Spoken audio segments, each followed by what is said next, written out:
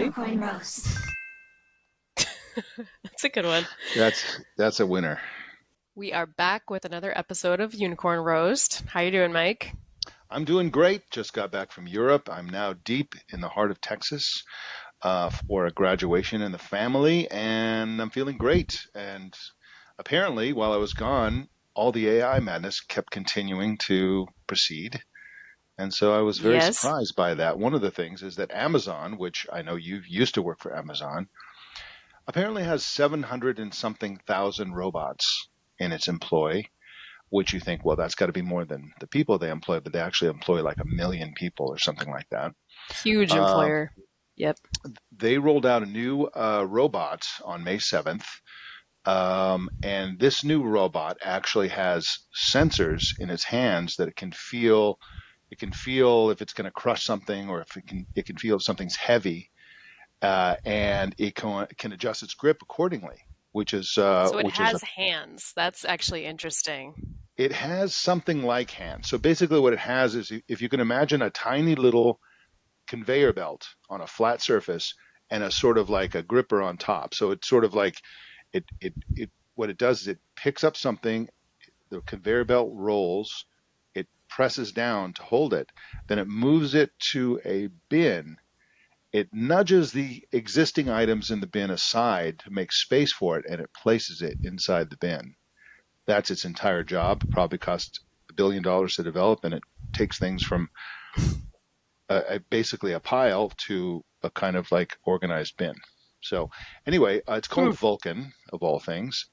And it's really interesting, I think, that it's doing this because the whole challenge, I would imagine, around robotics and Apple's warehouses is they have big things, little things, soft things, durable things. They have all kinds of different things. They have about 1 million products or so. And if they're going to have robotics, they just can't have some dumb robot doing the same thing because it won't work with different sized products. And so it's nice that it has these sensors that can sort of have the flexibility to handle a large percentage, the majority of its products, about 3/4 of the products in its warehouse, it's capable of handling. It can't pick up anything heavier than 8 pounds. There are some other things it can't pick up for other reasons. But it can pick up fabricy things, like you'd imagine a bathrobe inside a plastic bag. It can pick that up and put it into a bin to be shipped and all Hmm. that kind of stuff. And I think this is part of a growing trend among robots generally. Whereas in the past, like if you look at the Tesla, factory, which is an amazing robotics operation, they have these big industrial robots picking up entire cars and like screwing on parts and all this kind of stuff. Well, they basically count on things being in the right place. They count on knowing exactly what each part is and how much it weighs and where it goes and all that kind of stuff. And if there's crazy variation, they can't just like put it like build a different car with the exact same robots without making a whole bunch of changes. They have to tweak everything. Whereas with sensor robots that can see and can feel pressure and can do all that kind of stuff, increasingly you have robots that can adjust what they do, how they do it, and all that kind of stuff. There was a press release that came out today about a coffee machine. It looks like a giant egg with two big robot arms on it, and it uses pretty much conventional coffee making, espresso machine and stuff like that to make coffee. This was first rolled out at CES, I think, last year. But now Kind of they've sounds added like an. Mr. Potato Head. It looks like Mr. Potato. In fact, if I were them, I would paint it potato colored and put like a big nose on it and glasses and stuff like that. I think that'd be more fun. It's kind of, it looks like a kind of like Lost in Space kind of robot, or I don't know what it looks like. It looks like a cartoon robot or something. But it now has an NVIDIA technology that will look at the flow of the coffee coming out of the espresso machine and adjust it has a real time control of the pressure, the water pressure coming through the coffee, and can adjust Hmm. it to perfect it, they claim. I don't really don't know what it's doing. I assume That's it's like one just of those I didn't know that was an issue, but I guess that is an issue now with my coffee. the truth is around coffee, and we do a lot of coffee tasting and professional coffee tasting and stuff like that. Every single thing you do when you're making coffee makes a difference in how it tastes. And you can test this hypothesis. So if you weigh coffee perfectly, you weigh two little piles of coffee perfectly, and you're going to do a pour over. Okay. In one, just pour the water little by little so that it never gets, Hmm. you know, and in the other, just gently pour all the coffee in at once and just let it sink down. Then taste one, taste the other, go back and forth, and you'll see that the coffee tastes very different. So these little differences, especially with an espresso machine, which the amount of pressure that's required to be pushed through the coffee depends entirely on how much coffee is in the little tray thing, how firmly it was tamped down, right? So all these variations, the grind of the coffee, the style of the coffee, the roast of the coffee, those things all affect how the water flows through. So I can see that Interesting. improving the coffee, and I'm certainly willing to invest $400,000 in a coffee machine that will make better coffee personally. Probably doesn't Well, I travel guess, that well. yeah, probably not. The Amazon robot probably travels pretty well, though. Yeah, I need something. Well, it can only lift 8 pounds. I need a robot that can lift like 80 pounds because my wife is Yeah. always smuggling wine. She smuggled like, I think it was like 30 bottles or 20 bottles from Europe this time, and I'm like slogging all this stuff. Anyway, so yeah, I need a robot to carry my bags. That's what I need, and I need coffee. Your So wife sounds very cool. anyway, so Okay. yeah, robots are cool, and Amazon's robot Hmm. is part of a larger trend of having these sensors that let it detect its environment, be more flexible, and ultimately rise up and crush humanity. Yes, absolutely. And I wanted to provide a little bit of context on like why I think, based on my experience, why I think that robot is helpful. So, time I've spent in Amazon fulfillment centers, which is actually a lot of time, they stow products in giant racks and the robots go and get them, and they actually don't stow all the products in groups. So like if there are a bunch of, like, I have a nail polish here, there's not like one bin with a bunch of nail polishes, so they don't categorize them like together. They actually do completely random. So in one bin, it's called random stow, you'd have a nail polish. This is like a thing I have for work. You'd have like all these random items in one place because they have found that it's more efficient. So they Wow, have, wonder yeah, why? it's like, because then if you group them all together, you're obsessing over like the placement of like Hmm. where the nail polishes go. And then there's Hmm. apparently no rhyme or reason to like why people buy certain items together and the frequency that they buy things together. So they decided it was extra work to like stock their own shelves like a store basically. And so the bins look crazy. Like they're just full of totally random objects. And so, and those are all the small objects, maybe the ones under 8 pounds, like you mentioned. Now I'm thinking. So basically, that robot could probably handle all of the processing coming out from those bins. This totally validates my philosophy about loading a car. So if you're going to take a trip of like 5 hours and you're going to put a bunch of suitcases in it, both my son Kevin and my wife Amira, they want to do this Tetris thing where everything's just in the perfect place and everything. I'm like, no, just throw it in there. That's way more efficient. I always say that. It's like it doesn't Hmm. matter. Just throw it in there if it's not blocking the mirror or whatever. And they're like, no, no, no, it has to be put in like perfectly. But I think I agree with Amazon. Well, It's you it's can report this wasteful. back, but I don't want to be blamed for messing up the family dynamic. Oh, no, no, no. There's no messing with the family dynamic. They load the car. They're like step aside because we And you don't just trust you to. critique them like the peanut gallery. I just lift the thing and put it in position Oh, where they got it. can grab it and put it in just the right place. So you're the So robot. I'm the robot. Yeah, exactly, exactly. So anyway, that I just feel like that validates my sort of little packing chaos theory. Yeah, I might. It might. All right. So for me this week, I have been following all this drama with the Grok AI chatbot. Have you been seeing this come across your desk? I've seen it go by. I've kind of gone, huh? And it's problematic. It sounds like sabotage, right? Because Elon Musk is South African. But like, what is actually Yeah. happening there? So I think this is a good one for a podcast because it's definitely a big like what the heck is happening, and it's very confusing. So what I've gathered is basically midweek. Wednesday, 5:14, people started seeing on Twitter X the Grok chatbot not in a community note format, but commenting on posts, like as a user commenting and about the supposed white genocide in South Africa. So this is like what Elon Musk says it's a genocide. Trump says it's a genocide. That's why he's allowing, taking people in, white people in from South Africa as refugees, which is obviously very controversial given everything going on in the world.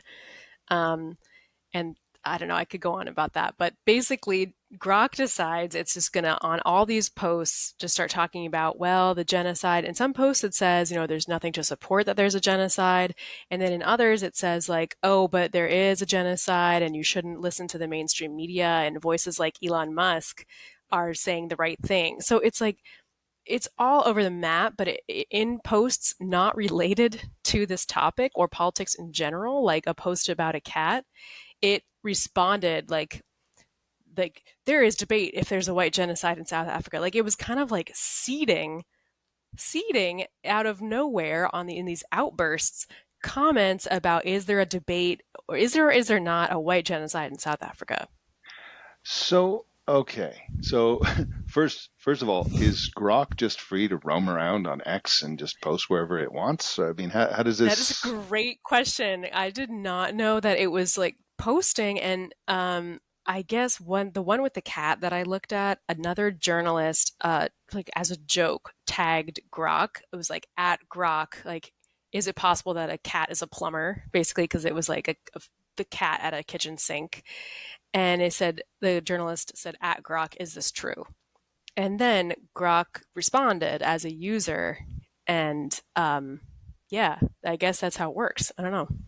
And said in response to whether the cat was a plumber, the white genocide in South Africa is something or other. That is Yes, I'll bizarre. let me pull up the quote. Okay, so in response to about the cat, it First of all, was it a white cat? I think it was gray, so I don't know what you Okay, make all of right.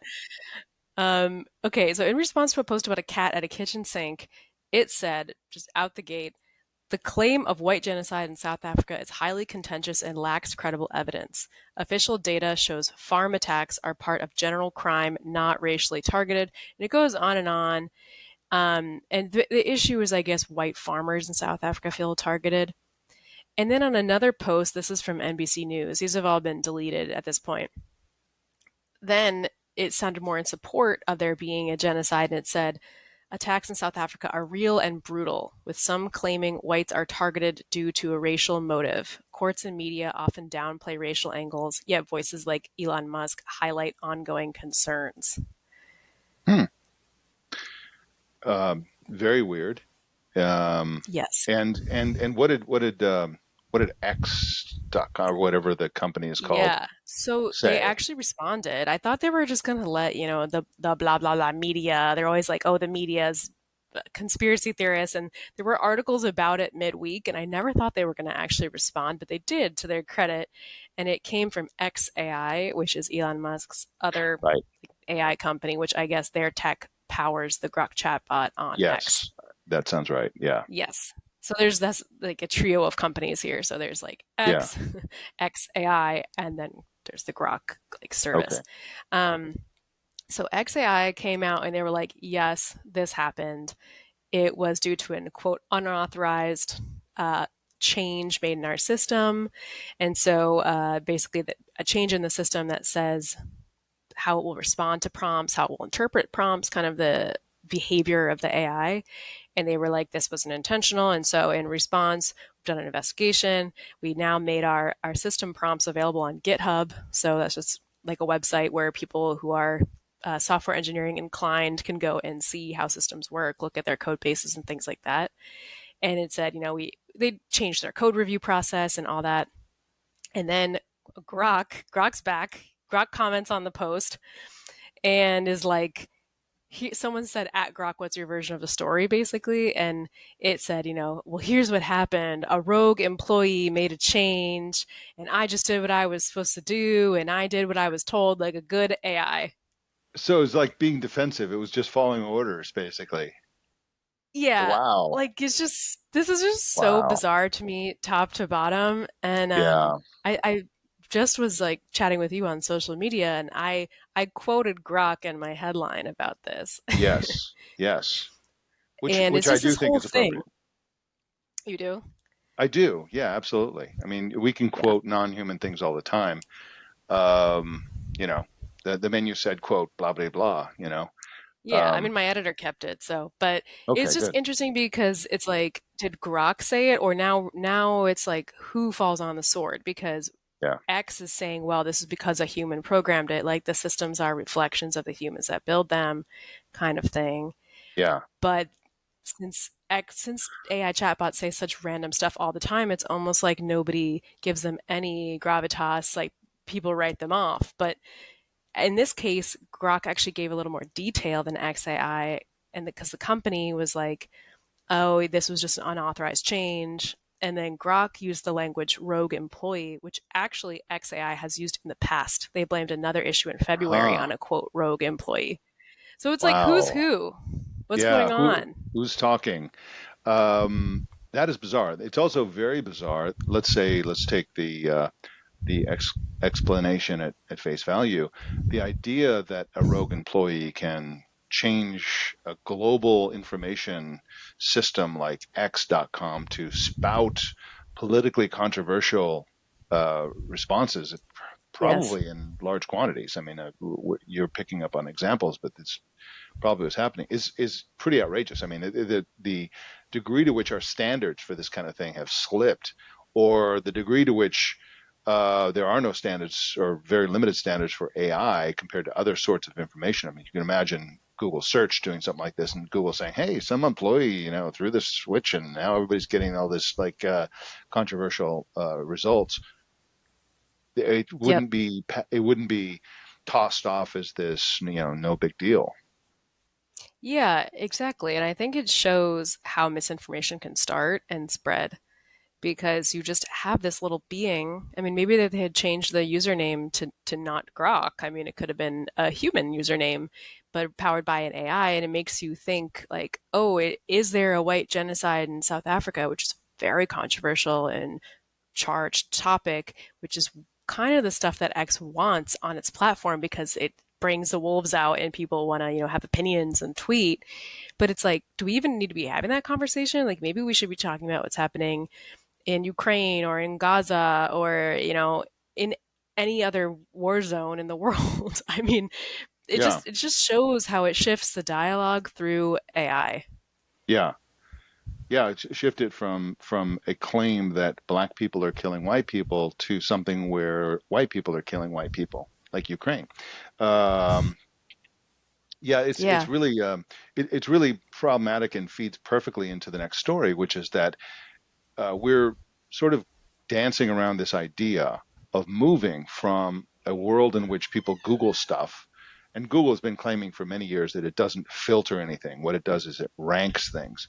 So if, for example, you do a Google search, Google will claim, oh, there's 150,000 results. Here they are. You can follow it all the way to the end if you want to. And it's not, again, it's not preventing you from seeing any of those results. It's simply deciding which are the most important. People look at the first page, maybe the second page, and we're moving from that world into a world in which people are just getting an answer, right? That's what more and more people want. When people go to ChatGPT or some other AI, they don't want a bunch of search results necessarily. Why is the sky blue? Just tell me, right? That sort of thing. And this feeds Mhm. into this future that I'm always harping about, which is that we'll have glasses, we'll have an assistant in our glasses. And what's happened recently with Perplexity's most recent update is that Perplexity is actually becoming that assistant, right? With the single answer and also the ability to do agency. So Okay, so you must Perplexity. be thrilled. You're thrilled. This is like all these are all your favorite people, places, and things. Yes, exactly. Except I don't have the glass. I mean, you can use it through the glasses that I have, which are Ray-Ban Meta glasses, of course. But basically, what this thing does is it's doing things on the operating system that even Siri can't do. So, for example, you can book a table on Open Table. You can get an Uber. You can put something in your reminders. You can do all these kinds of things. And on Android, you can even have it do multimodal stuff where it looks through the camera and you can ask it questions about what it sees through the camera. Right? So this is really powerful Hmm. stuff. And then in addition to all that, now has a persistence mode where it'll sit there and retain the context for a pretty good amount of time, like a minute or two, silently, and then like you can just be working, chugging along, and say, and then ask Oh, it another wow. follow up on what you just asked it, right? So this is very advanced. This is kind of what Hmm. we're getting at with this future where we have this assistant who just gives us the answer, not search results, who will go do things for us, that will remember us, remember things, maintain Yep. a conversation, and somehow they're doing this.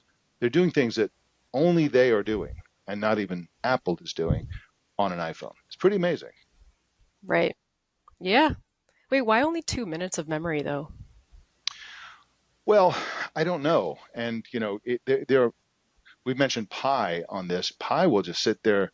Pi will not only keep listening, but Pi actually keeps pestering you with questions. That's fortunately Perplexity doesn't Oh, do right. that, Was but that the California girl that that's was that's bothering one you? of the that's Got one it. of the 6 or 8 voices. Yeah.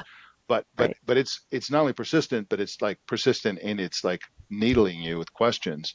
Mm. And Perplexity just kind of keeps it open for a minute, and then even if it doesn't do that, you can still come back. You can have a button on the lock screen, the home screen, in multiple places that will go to multiple interfaces on Perplexity. So, for example, if you like the voice interface, you can have the voice interface on your lock screen. So you just pull out your phone, tap without even, opening your phone. I mean, turning on your phone or whatever, and start talking. And so it's pretty Hmm. interesting, and we're really getting to a point where we're getting that assistant that actually has agency. And I think it's really interesting that it's coming from Perplexity and not Apple. Hmm. Yeah, I think Perplexity is low key going to be very successful. Like they've been out of the controversy, the Grok stuff, for example. Hmm. They're just humming away, and a lot of people are just quietly using Perplexity and abandoning Google. And there's, I think, a shift that's under discussed, probably because it's like kind of boring. It's just like, okay, people aren't using Google anymore, they're using this other thing. So it's not Yeah, really in the press, but it's actually societally a big shift. I think it is, especially among, tech people, the kind of people who'd be listening to this Yeah, podcast or tech people. Not reading boring the to stuff. us. To us, Not it's everything. exactly. In general, Exactly. though, yes. Exactly. And I think it's really interesting. And one of the behaviors that I have a habit of doing is I will be driving or something like that, and I'll just ask Apple to put something in Apple reminders for me. I'll say, Remind me to blah blah blah," and I'll say something, and it puts it in reminders. Perplexity works exactly the same, so I can ask Hmm. Perplexity to put it in reminders, just like I did with Siri, which I think is really interesting. And so I feel like there's a kind of game of musical chairs that's going to be happening around this stuff. We're going to start using the tools that we like, and we're going to get used to the tools that we're used to. And then somebody's going to come out with a new tool, and people are going to say, I'm really used to this other thing.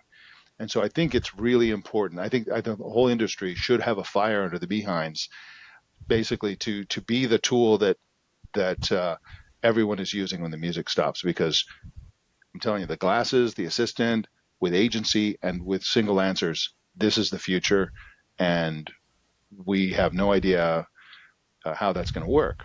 But here I am with Ray-Ban Meta glasses and with an iPhone using Perplexity through my Ray-Ban Meta glasses to use my iPhone. So that's pretty interesting. That is. So, okay, can you just like, how does the information flow? So you put the glasses on, you have your phone, then what's happening? The Ray-Ban Meta glasses act as Bluetooth headsets. Basically, you can answer a phone call, you can listen to music through them, you can do anything, and it will listen to the microphone. So if I say, "Hey Meta," now I'm using the Ray-Ban Meta app to interact with Meta's AI to do various things, to get information. I could do pretty powerful things like multimodal. It'll look through the camera and do interesting things. But if I'm wearing Ray-Ban Meta glasses and I pull out my iPhone and I tap that button for the Perplexity voice interface, I just talk and it can hear me. And when it talks back to me, only I can hear it through the glasses. It's pretty great. Okay. Um, and so I'm just using the glasses as just a speaker and microphone to interact with my phone, which Hmm. happens to be running the Perplexity app in the foreground. So that's all that's happening there. But it's you know very usable. Like it's very useful. And and again, I don't see a lot of companies. I mean, one really powerful thing that can happen with Android phones is there are a couple. You can use Gemini or you can use Perplexity to get multimodal input through the camera, like I mentioned, and basically say, what am I looking at? And that sort of thing. And the future that's being teased, and I think it's going to be very powerful when these things become more advanced and more powerful, is that it'll be watching all the time. And of course, they can do this right now with Hmm. glasses. The battery lasts a half an hour and then it's dead. So that's a problem. But Oh, that's short. we're going to Is that get, yeah, we're really? going It's like 30 that, minutes? yes, yes. I mean, typically, I mean, it's very, it Wow. really burns through the battery. It gets hot. There's some engineering problems to be solved there, Hmm. but call it 3 to 5 years. And if you, that seems like far in the future, remember that 5 years ago was 2020. Time moves quickly, and 5 years is going to be here in an instant. And we'll all be wearing these glasses. It'll have multimodal input if we choose it to be looking at all times. Uh, and we'll walk out the door, and the assistant will say, "Hey, you left your keys. You don't usually you leave your keys. They're on the kitchen counter. Go get them." That sort of Oh, thing. wow. I need Yeah, that. controversially, there are credible rumors that Meta is planning a version of glasses that shows you imagery. So they're like Ray-Ban Meta glasses, but more advanced, but also show you things Hmm. instead of just say, make noises. That will actually perform facial recognition.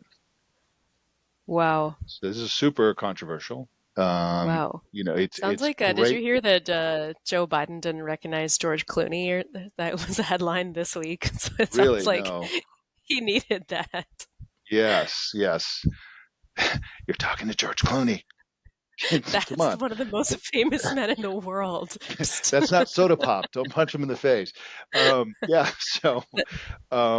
Yeah, so it's great for older people who are their memory is not as what it used to be.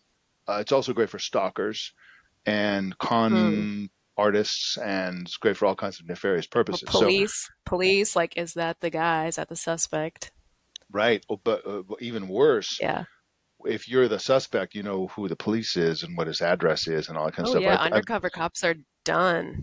yeah, I mean, I've demonstrated that with using PimEyes.com and a camera, you can take a picture of somebody from as far away as you can take a picture, call it 200 Hmm. yards, and you can have their home address in 20 seconds.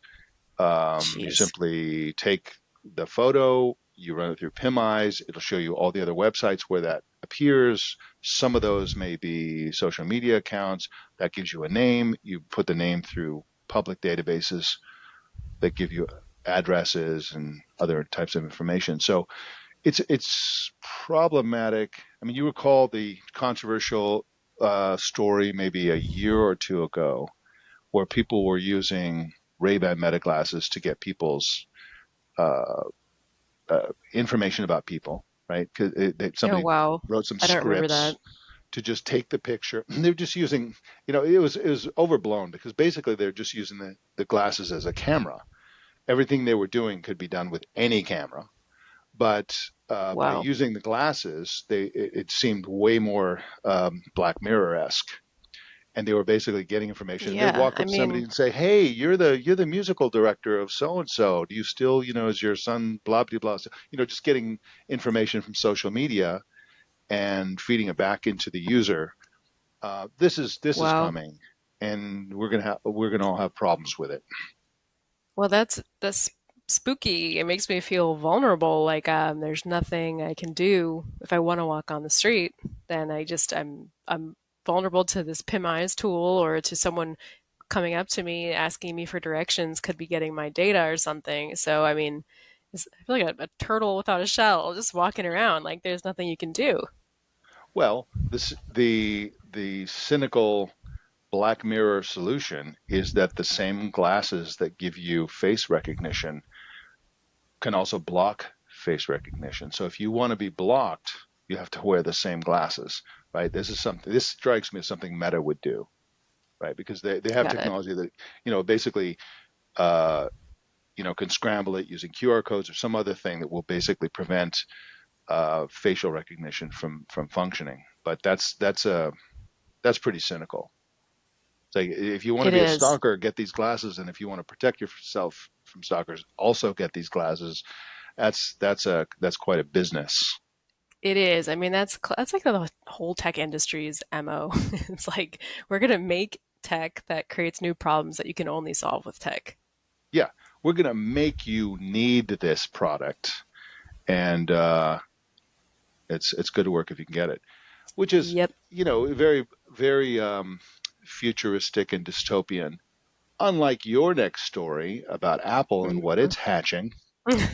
What's going on with Apple's My next story is extremely dystopian, perhaps the most dystopian topic I've covered, which is brain chip implants. Which is Apple this week announced that it is has made iOS, iPad OS, and Watch OS, so the operating systems behind its products, compatible with brain chip implants. So that means that if someone's wearing one, they can control their device through it. So they could send text by just sitting there, no arms up, no mouth moving, no nothing. So it's not even voice control. You just think, I want to text my mom, like open the texting app, text my mom I'm coming home, and then the phone does it. and I'm sure this is all in the service of accessibility, right? Yeah, yeah, you you definitely jumped the gun on like my third thought after I saw this. It's very futuristic, and they're testing it on people with ALS and people with really severe disabilities who have no quality of life, and now they have this amazing quality of life. They can like feed their cat through a smart feeder. They can tell the Roomba to start vacuuming. They can control all these devices in their house. But yeah, are we developing something nefarious in the name of something else? Like, is the way that the tech starts going to be how it ends? Is definitely a big question. The thing that strikes me is that Apple is so slow with coming out and actually implementing new technologies. I don't see them doing anything involving any sort of implant within the next 10 years. But I also have to say that a lot of what is becoming mainstream consumer technology, and you can argue whether the Apple Vision Pro is mainstream, but it's a product that Apple makes. It's probably their most advanced and impressive Mm-hmm. product from an engineering standpoint. Uses something that's not mind reading. It's not an implant, but the idea that it monitors where you're looking. So in order to select icons that are floating in space in front of you, you simply look at them and you tap your fingers together, and that's the selection of that icon. So it's looking at exactly where you're looking. You can imagine there's maybe a short leap between knowing what you're looking at and knowing what you're paying attention to, and combining that sort of technology with technology that's kind of like reading your mind, hopefully without implants. I don't want any drills going into my head or anything like that. But there are other ways to do that kind of neuron monitoring, especially if you have a big headset on, that sort of combines those things to divine Interesting. Yeah. user intention.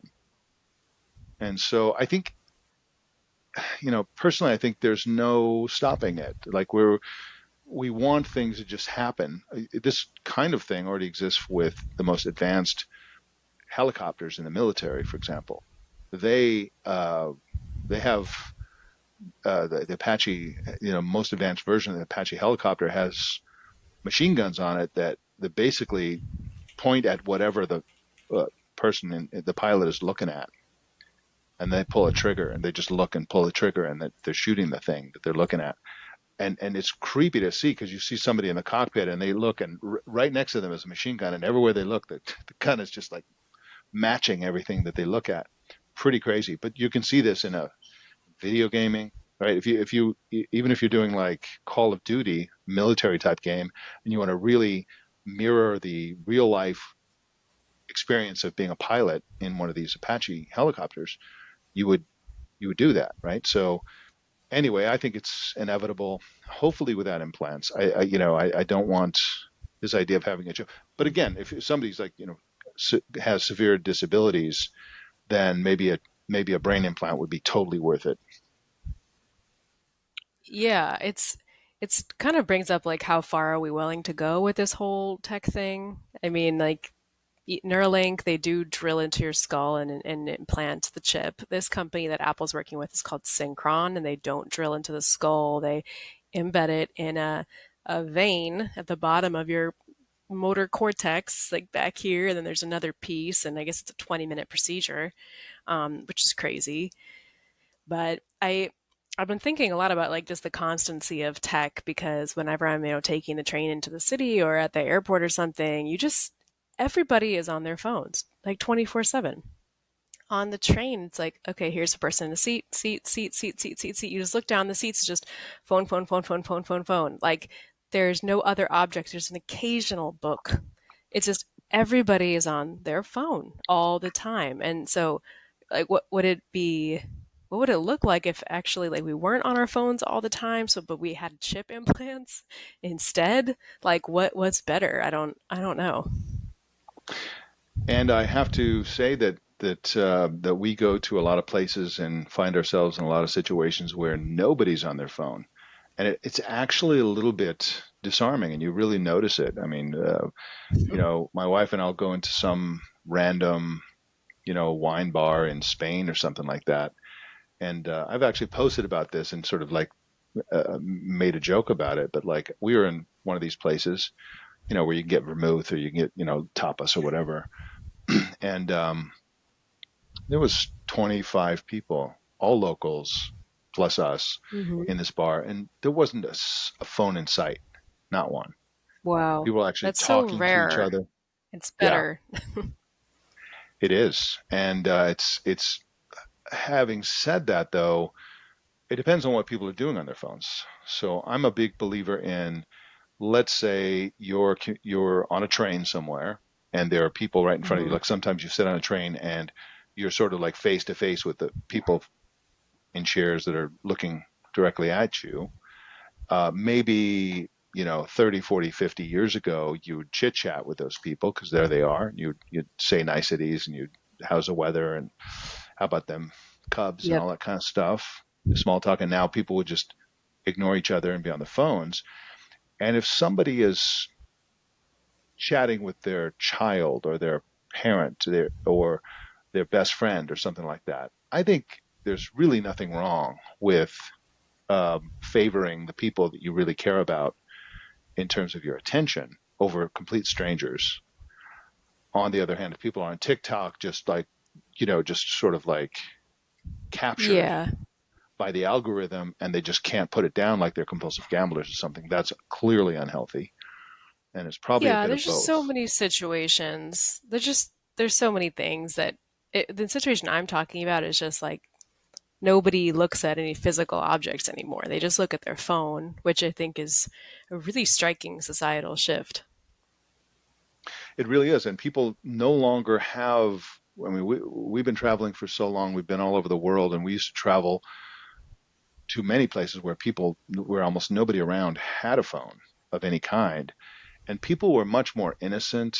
They were much more, in addition to being aware of their immediate surroundings and looking at physical things instead of virtual things and remote online things, they're Hmm. also more innocent. Now everybody, just the constant being on the phone, you get a global stream of like crazy stuff that's happening all over the world, and people are aware of all kinds of stuff that they didn't used to be aware of. And so there's been a Right. collective uh, jading of the global population, you might say, which is both good and It's bad. true. Like it's good to have more information about the world, and it's also bad to have all the information about all the world all the time, and that's very unhealthy. So especially if people are Right. dim scrolling and stuff like that, or looking at Right. ridiculous, crazy, horrible things on TikTok. Which they probably are. But so yeah, anyway, just one other point on that.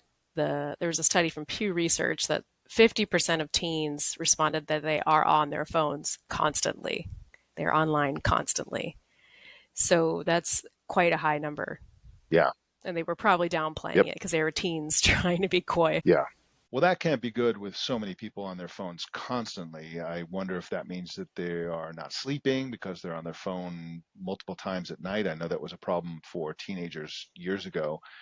It's also terrible because I think people get out of the habit of actually engaging with the people in front of them, and they learn to be socially strange, unable to really have a conversation. So that is terrible. And so hopefully something will be done. And I actually am hopeful that something will be done because there are a lot of movements to get phones out of high schools to prevent people from using social media before 16. And so hopefully some of these things will uh, allow people to come back from the brink and start engaging in the world of human real-time interaction. Well, you've made it through another episode of the Unicorn Roast podcast with me, Mike Elgin, and Emily Forlini. You should know that this podcast has no paywall, no ads, and no sponsors, no money at all. All we ask for you is a 5-star rating and a glowing review. You can follow us, subscribe, and get links and show notes at our website, unicornroast.com. And we'll see you next time. Unicorn Roast.